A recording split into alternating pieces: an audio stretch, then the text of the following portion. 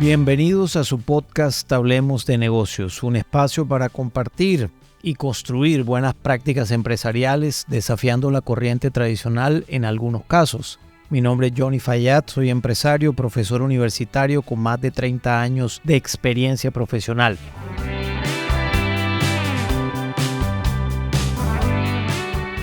En esta semana continuamos con otro episodio de la serie de Ecos del Olimpo para hacer comparable con la vida práctica empresarial unos mitos que estableció el autor del libro con el nombre mencionado. El autor se llama Alex Rovira. Y en esta ocasión vamos a hablar de dos mitos adicionales, el mito de Pigmalión y el mito de Quirón. Empecemos con Pigmalión. Pigmalión era un escultor obsesionado con la perfección, como muchos de ustedes que me están escuchando, que consideran en ocasiones que lo perfecto no es enemigo de lo bueno, sino que tiene que ser todo perfecto. Porque el dicho de que lo perfecto es enemigo de lo bueno no nace de la mediocridad, sino del pragmatismo.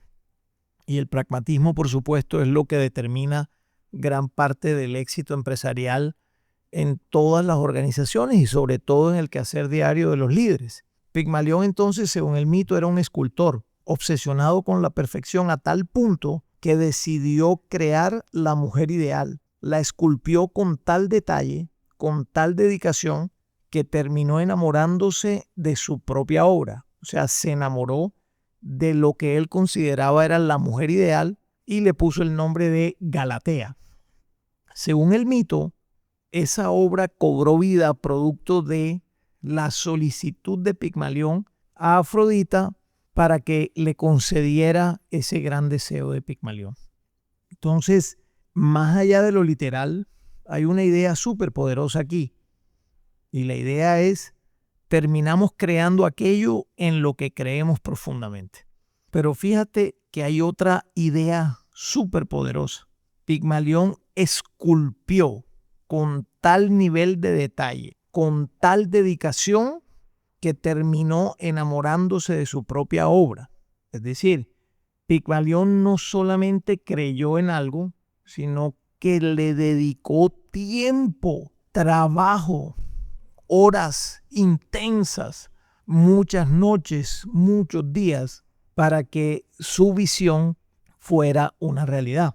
Y efectivamente, en muchos casos tú terminas creando aquello en lo que crees profundamente, pero también en lo que trabajas profundamente. O sea, no hay almuerzo gratis, no hay libro de superación personal que hable de temas de, óyeme, con solo creerlo es suficiente, olvídate. Eso desde el punto de vista empresarial tú sabes que no sirve. Entonces, Pigmalión es un ejemplo de alguien que tenía una visión y que se metió de cabeza a trabajar en ese tema. Y lo trabajó tanto que al final terminó enamorándose de su obra. Y por supuesto que la mitología, que de alguna manera es un reflejo psicológico de la realidad actual, bueno, de la realidad de siempre, porque los griegos realmente crearon un modelo de pensamiento extraordinario y una narrativa muy útil para la humanidad, que también sirve para los negocios. Ahora, hay un principio que dice que si tú confías en alguien, porque ese alguien tiene el perfil para que pueda desarrollarse, tú terminas creando en ese alguien un ser con unos niveles de productividad mayor. Dicho de otra manera, si tú tienes a alguien en tu compañía que consideras que tiene potencial para exigirle más, debes poder exigirle para que esa persona crezca. Lo mismo ocurre al revés. Tienes gente en tu equipo que hace lo mínimo posible. Es decir, en la mayoría de las organizaciones, decía el autor del libro que se llama Winning, que fue Jack Welch. Fue presidente por 20 años de General Electric. Y una de las cosas que dice en su libro Ganar es que él considera que el 70% de la gente es mediocre. Y lo considera porque la mayoría de las personas hace lo mínimo requerido. aunque tengan el perfil, pero de alguna manera son conformistas haciendo lo que se les pide y nada más.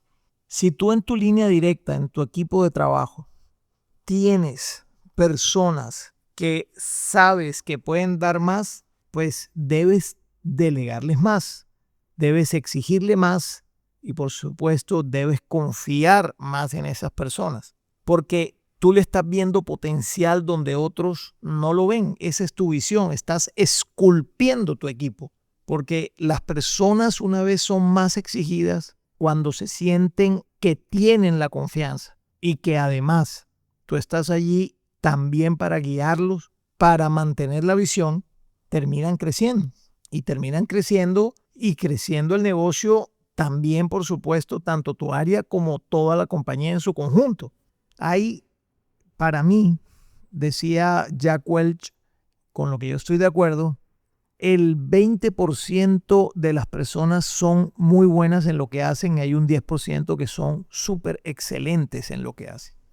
Y que por lo tanto la tarea del líder es identificar y formarse con un equipo que tenga ese 10% de personas que pertenecen a la excelencia. Y yo creo que el mito de Pigmalión hace referencia a ese tipo de creencia de que tiene gente que bien vale la pena exigirle mucho más porque tiene el perfil y porque pueden ser excelentes. Ahora bien, hay otro tipo de liderazgo relacionado con el mito de Quirón. Recuerda que Quirón, con Q, era un guerrero, era un centauro también, pero al mismo tiempo era un maestro, era un mentor, porque Quirón decidió desde su lucha interna, es decir, desde una herida que el mito dice que tenía Quirón una flecha envenenada y que esa flecha envenenada jamás se le iba a curar porque era un castigo eterno por alguna desobediencia que tuvo Quirón. Estaba herido y esa herida, al no sanar nunca, Quirón lo que dijo fue: a pesar de que estoy herido, yo estoy aprendiendo de mi dolor y desde mi dolor voy a enseñarle a los demás cómo los otros pueden también llevar su dolor, aprender de eso y ser mejores individuos.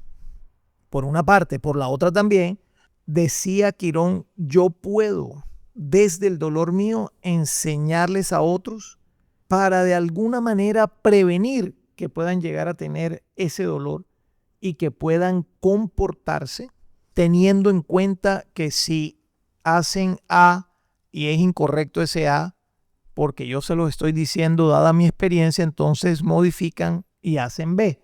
De esa manera, Quirón usaba su dolor para enseñar, para guiar, para evitar que otros cometieran los mismos errores. Y es allí donde muchos líderes hoy por hoy no son capaces de soltar sus experiencias, sus heridas, que pudieran convertirse en una fuente infinita de enseñanza para los demás. Es decir, para que compartan de alguna manera, si bien el dolor, pero más que el dolor, la experiencia para liderar no desde el control. Y esto es maravilloso, sino liderar desde la creencia y la guía. Y siempre un muy buen líder siempre debe poder enseñar a su gente, tiene que tener vocación docente de alguna manera. Tiene que enseñar a su equipo de trabajo. Porque cuando tú lideras desde el control solo das órdenes. Cuando lideras desde la creencia y la guía, te tomas el tiempo para enseñar, para que la otra persona pueda aprender, crecer y cambiar. Porque cuando alguien aprende, crece y cambia, generalmente la compañía y tu área también aprenden, crecen y cambian. La pregunta que te quiero hacer es, ¿cómo es tu liderazgo hoy? ¿Estás construyendo personas o las estás limitando? Vale la pena pensar cómo estás construyendo tu equipo de trabajo.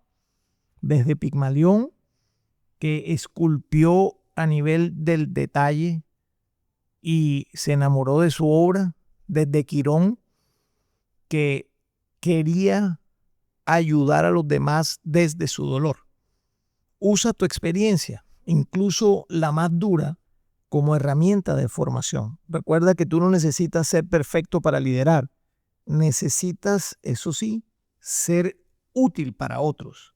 Por supuesto, el proceso de liderazgo no pretendería, en el escenario óptimo para mi gusto, obtener resultados inmediatos, porque los resultados inmediatos pudieran no ser sostenibles. Un buen liderazgo lo que hace es que mantengas resultados sostenibles en el tiempo. Pero un buen liderazgo entonces se trata, para tener resultados sostenibles en el tiempo, se trata de un impacto acumulado en las personas. Porque los negocios crecen, recuerda, cuando la gente crece. Y la calidad de tu liderazgo se mide en parte por las personas que te rodean y su crecimiento. Es decir, en quiénes se han convertido las personas que te están rodeando en tu negocio, en tu área, en tu primera línea. ¿Qué pudieras hoy pensar para cambiar mañana? ¿Tú crees que vale la pena esta reflexión para ti, para tu equipo, para alguien de tu equipo de pronto, para otros equipos, para los colegas, para el comité primario?